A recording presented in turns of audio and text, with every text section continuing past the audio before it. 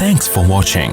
Don't forget to like, comment, share and subscribe to الحمد لله نحمده ونستعينه ونستغفره ونؤمن به ونتوكل عليه ونعوذ بالله من شرور أنفسنا ومن سيئات أعمالنا من يهده الله فلا مضل له ومن يضلل فلا هادي له ونشهد أن لا إله إلا الله وحده لا شريك له ونشهد أن سيدنا ومولانا محمدًا عبده ورسوله أما بعد فأعوذ بالله من الشيطان الرجيم بسم الله الرحمن الرحيم لن ينال الله لحومها ولا دماؤها ولكن يناله التقوى منكم كذلك سخرها لكم لتكبروا الله على ما هداكم وبشر المخبتين. ایک مرتبہ محبت سے درود شریف پڑھ لیجئے. اللهم صل على محمد وعلى آل محمد كما صليت على إبراهيم وعلى إبراهيم إنك حميد مجيد. اللهم بارك على محمد وعلى آل محمد كما باركت على إبراهيم وعلى آل إبراهيم إنك حميد مجيد. میرے عزیز دوستوں، محترم بزرگوں، ایک عظیم فریضہ اور عظیم سنت انشاءاللہ چند دن میں بدھ کو متوقع ہے. اللہ تعالیٰ نے مسلمانوں کو جو دو تہوار اور دو عیدیں دی ہیں ان میں سے ایک عید آ رہی ہے. اس عید الاضحیٰ کے بارے میں، جس کو ہم بقرہ عید کہتے ہیں، کچھ باتیں پچھلے ہفتے میں نے عرض کی تھیں. یہ عید جو ہے یہ اصل میں سنت ہے اس کی، ابراہیم علیہ السلام کی، اور اس میں حج میں بھی اور یہ جو اضحیہ ہے اس میں ابراہیم علیہ السلام کے طریقے کی پیروی کرنے کا اللہ نے نہ صرف ہمیں اپنے نبی کو حکم دیا ہے کہ آپ بھی ان کے طریقے پہ چلیں. اور ہم نے بات کی تھی کہ سنت ابراہیمی کیا ہے. سنت ابراہیمی قربانی کا نام ہے. سنت ابراہیمی ساری دنیا کی خواہشات اور تقاضوں کو چھوڑ کر اللہ کے تقاضے کو آگے رکھنے کا نام ہے. سنت ابراہیمی اللہ پر توکل کا نام ہے کہ دنیا ساری خلاف ہو گئی لیکن ہم نے اللہ کے حکم پر چلنا ہے اور اللہ تعالی ہمارے لیے راستہ نکالے گا. سنت ابراہیمی آزمائشوں کا نام ہے اور آزمائشوں کے بعد اس میں جو صبر کرے گا، ثابت قدم رہے گا، اس کے لیے کامیابی کا نام ہے کہ اللہ نے ابراہیم علیہ السلام کو انی جاعلک للناس اماما، لوگوں کا امام بنا دیا. سنت ابراہیمی اولاد کی تربیت کا نام ہے کہ ابراہیم علیہ السلام نے ایسی خوبصورت تربیت کی کہ جب اپنے بیٹے کو کہہ رہے بیٹے میں تجھے ذبح کر رہا ہوں اللہ کے نام پہ، تو بیٹا کہہ رہا ابا جان جو حکم ہے اللہ کا پورا کرے، میں صبر کرنے والا ہوں گا. یہ 6 سال کا بچہ، 7 سال کا بچہ، اس کی یہ تربیت ابراہیمی خاندان میں اور ابراہیمی درسگاہ میں، اسکول میں ہو چکی ہے. آج تھوڑی عرض کروں گا قربانی کا فلسفہ، فضائل اور مسائل. یہ بات یاد رکھیے کہ اسلام میں جو بھی تہوار ہے وہ تہوار محض کوئی ریچول یا رسم نہیں ہے. جیسے عیسائی کرسمس، ہالووین مناتے ہیں، ہندو ہولی وغیرہ مناتے ہیں کہ وہ خوش ہو گیا. قومیں ان کے جب تہوار ہوتے ہیں تو وہ جشن کرتے ہیں، شرابیں پیتے ہیں، عیاشیاں کرتے ہیں.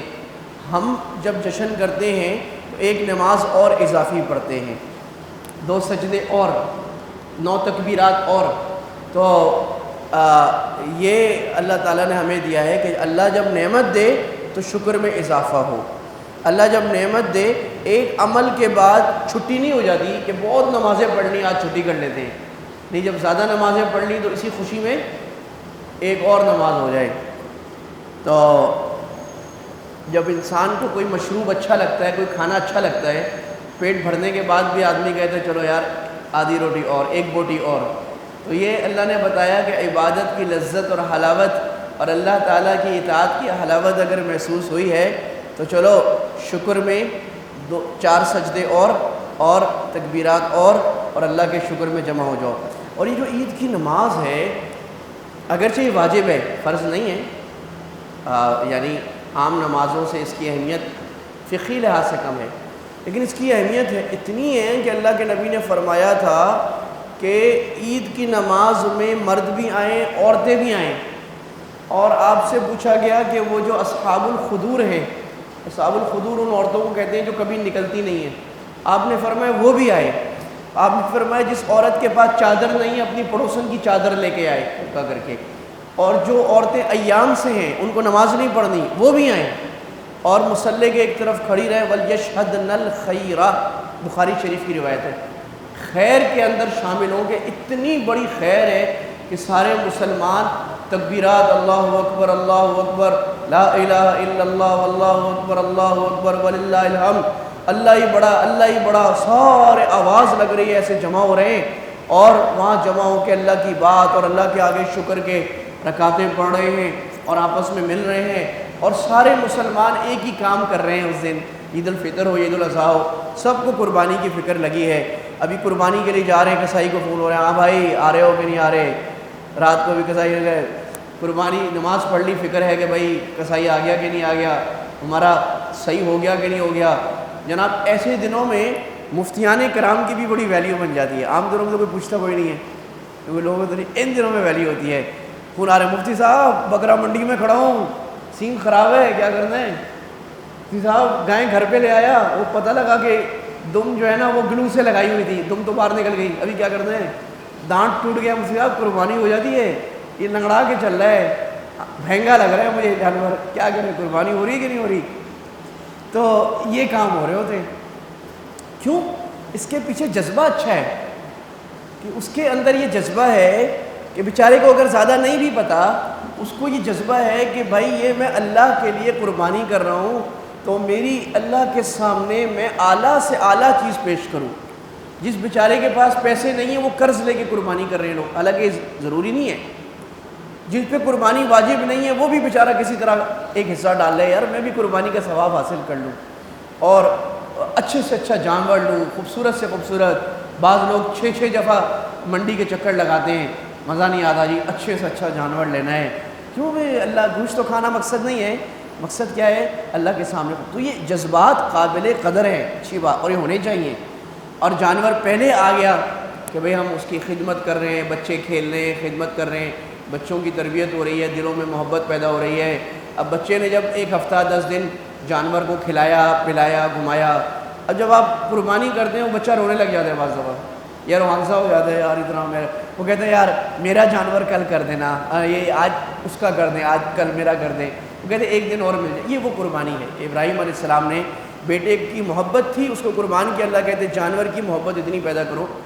ہمارے مولانا یعقوب نانوتوی صاحب جو ہیں رحمہ اللہ تعالیٰ، وہ 1 سال پہلے جانور پال لیا کرتے تھے، گائیں۔ ابھی قربانی ہوئی نا، گائیں خرید لی، اور وہ گائیں اتنی مانوس ہو جاتی تھی کہ حضرت جب حدیث کا سبق پڑھانے جاتے تھے وہ حضرت کے ساتھ ساتھ جاتی تھی، مسجد کے باہر کھڑی ہو جاتی تھی، حضرت آتے۔ اب 1 سال اتنی محبت ہو گئی اس سے کہ جب اس کو قربان کر رہے ہیں تو وہ دل پہ چھری چل رہی ہے اور قربانی کا ایک جذبہ پیدا ہو رہا ہے۔ اللہ کے نبی صلی اللہ علیہ وسلم، اس کا جو فلسفہ اور فضیلت ہے کہ کیا اللہ کو گوشت چاہیے یا کیا مقصد صرف غریبوں کو گوشت کھلانا ہے؟ یہ بھی مقصد نہیں، یاد رکھیں، غریبوں کو گوشت کھلانا مقصد نہیں ہے، وہ ثانوی مقصد ہے۔ اصل مقصد اپنی محبوب چیز کو اللہ کے راستے میں دینا، اپنی عقل پر بھی چھری چلانا۔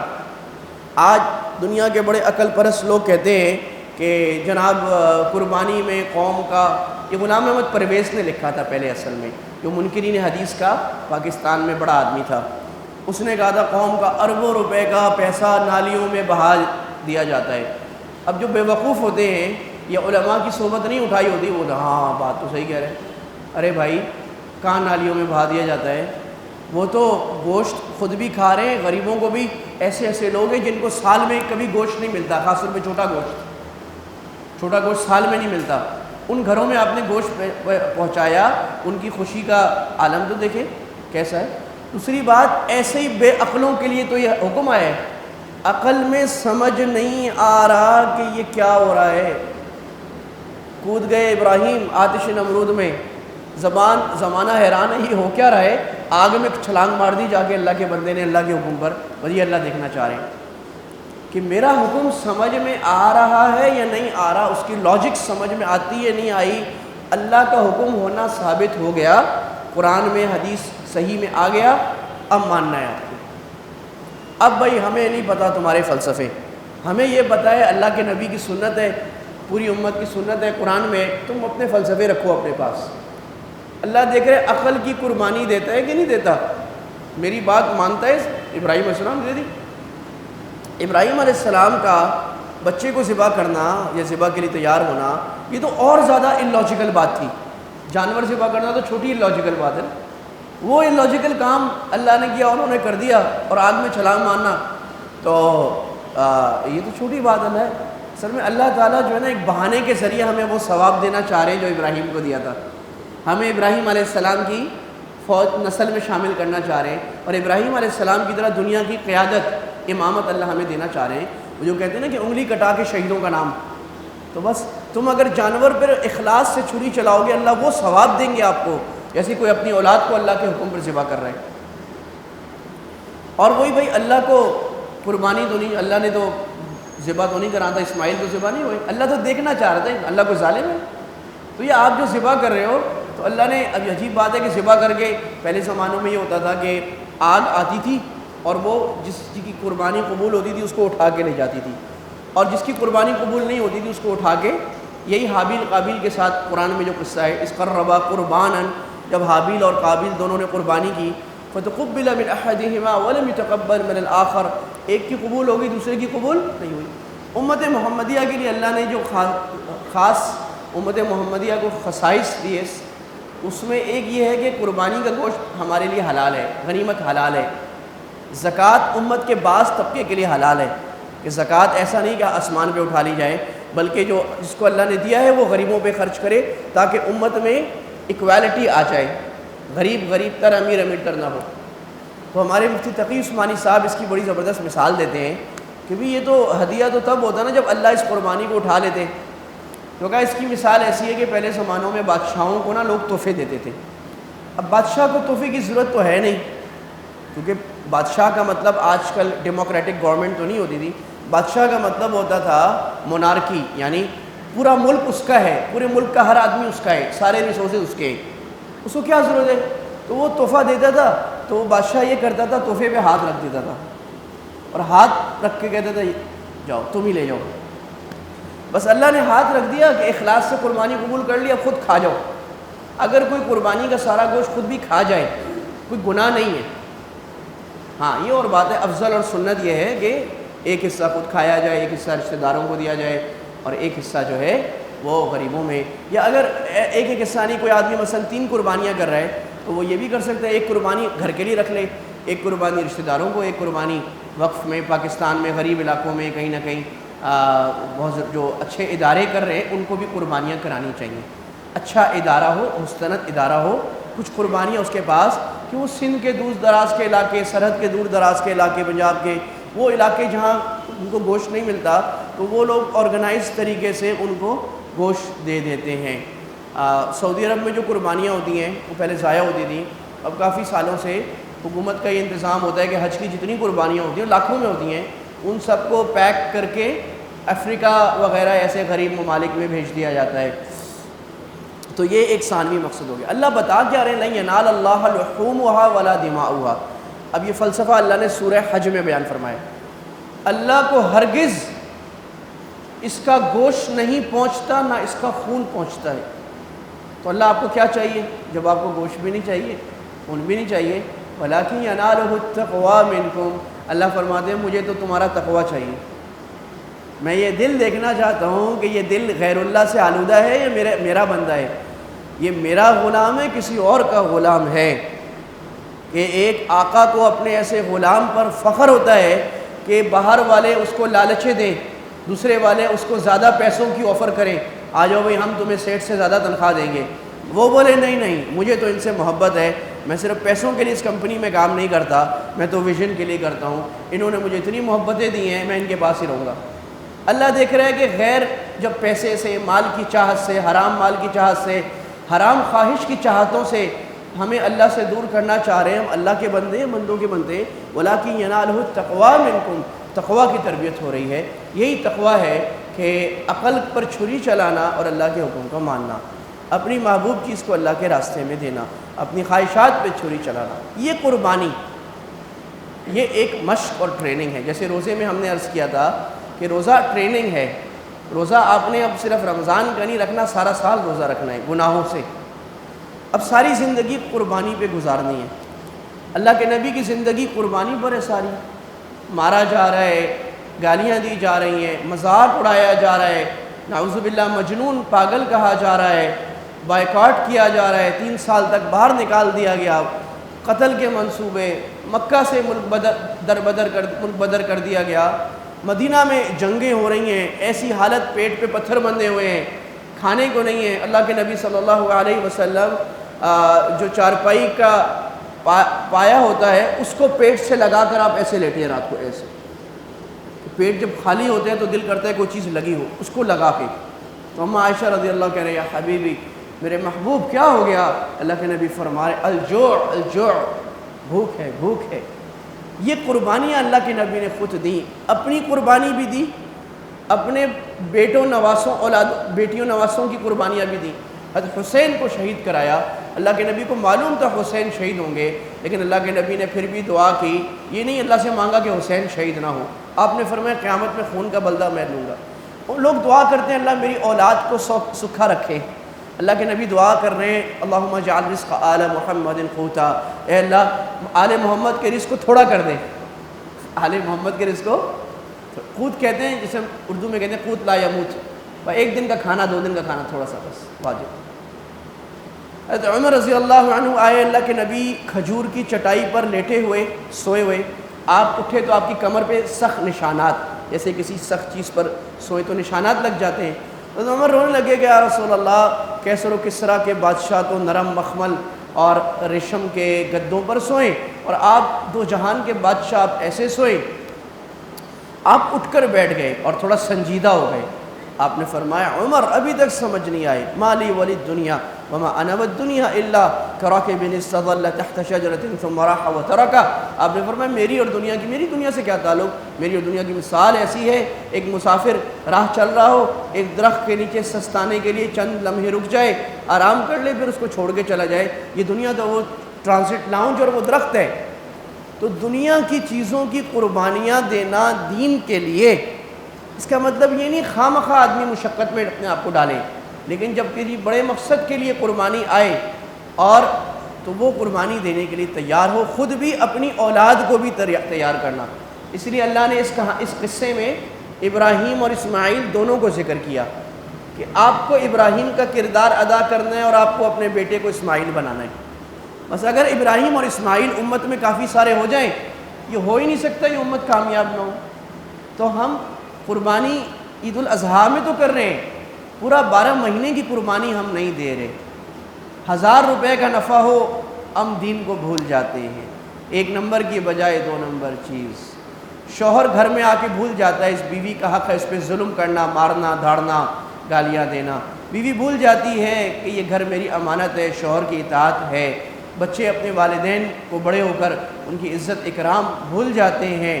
اللہ کا منادی آواز لگاتا ہے اللہ اکبر، ادھر 10-15 منٹ کی قربانی اپنی دکان کی نہیں دے سکتا آدمی، 10-15 منٹ کی قربانی راحت کی نہیں دے سکتا۔ ٹی وی دیکھ رہے جناب، فلم لگی ہوئی ہے بڑی اچھی، چلو آج تو نماز چھوڑ دیتے ہیں، گھر میں پڑھ لیتے ہیں، نہیں بھی۔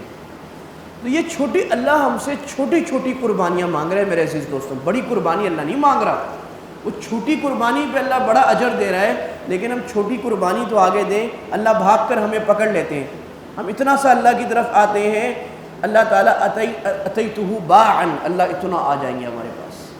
تو یہ اس قربانی کے فلسفے کو خود اور اپنی اولادوں میں ڈالنا کہ دیکھو ہم قربانی والی امت ہیں۔ چند لوگ جب تک قربانی نہیں دیں گے دنیا کا کوئی بڑا کام نہیں ہوتا۔ آپ دین چھوڑ دیں دنیا کا بھی نہیں ہوتا۔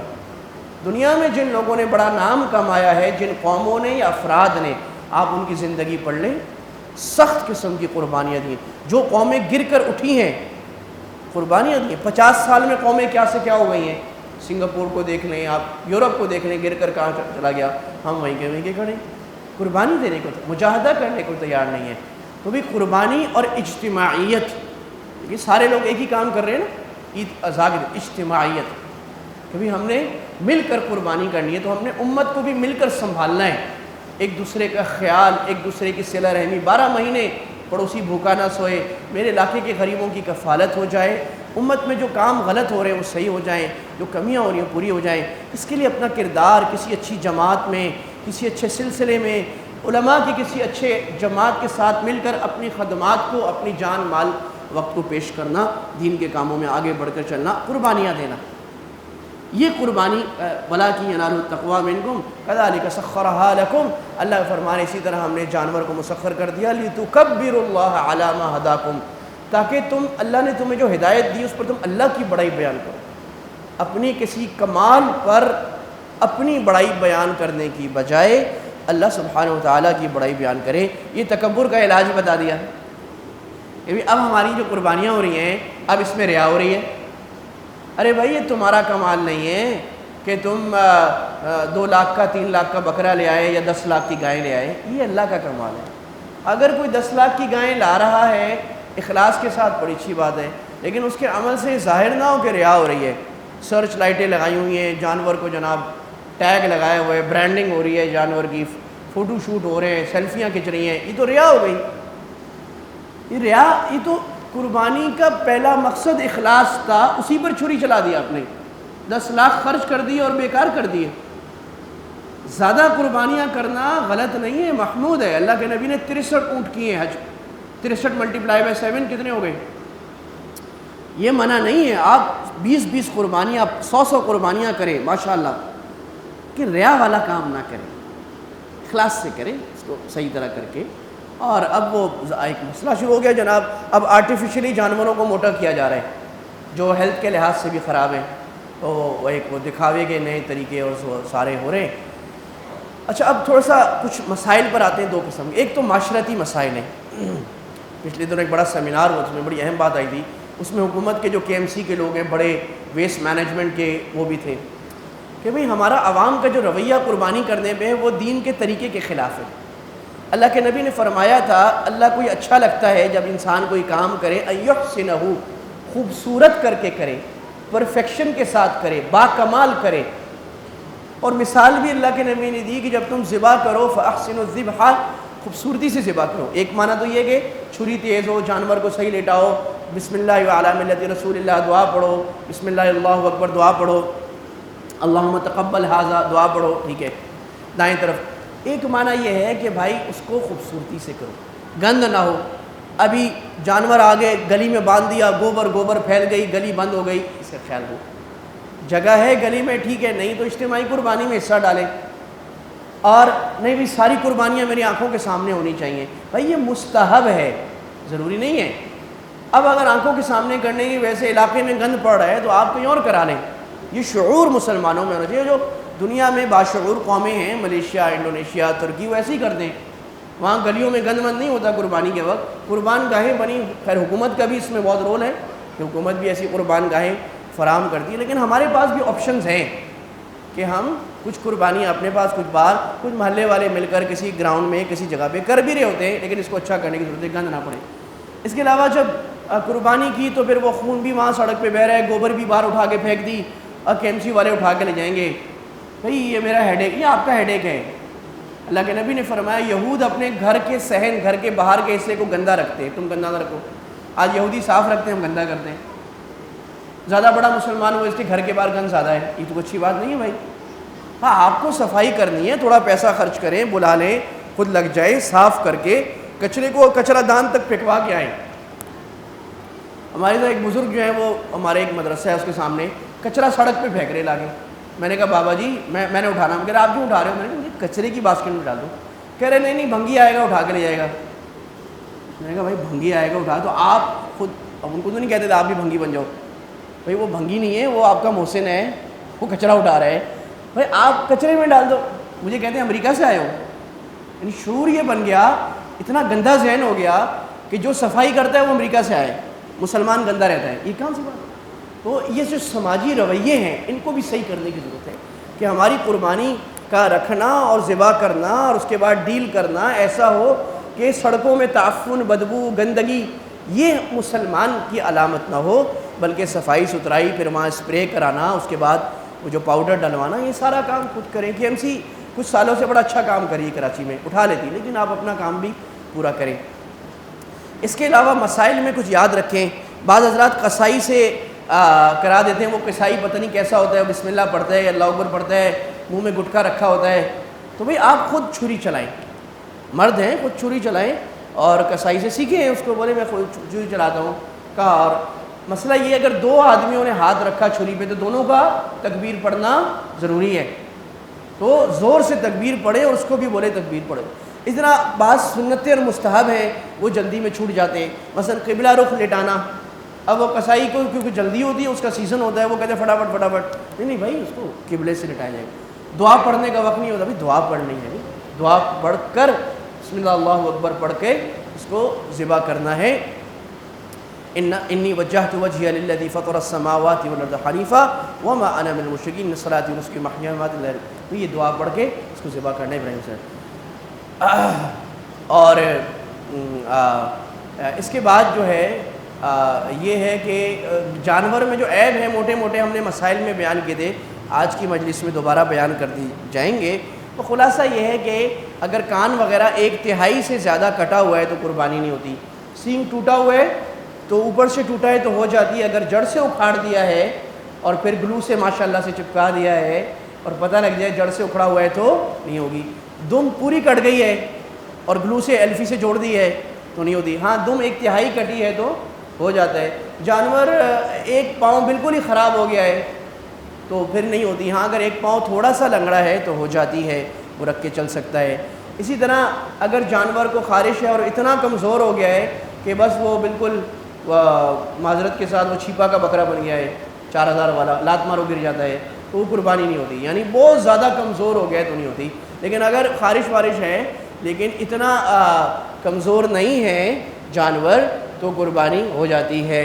تو چھوٹا موٹا عیب ہو گیا، زخم لگ گیا بعد میں، یعنی پہلے تو کوشش کی جائے صحیح سالم لیا جائے۔ اسی طرح دانت اگر 1-2 ٹوٹ گئے ہیں تو قربانی ہو جاتی ہے، اگر اکثر دانت ٹوٹ گئے ہیں اس طرح کہ وہ دانتوں سے چارہ بھی نہیں کھا سکتا تو قربانی نہیں ہوتی۔ 1 آنکھ کی بینائی چلی گئی ہے قربانی نہیں ہوتی، خیال کرنا چاہیے۔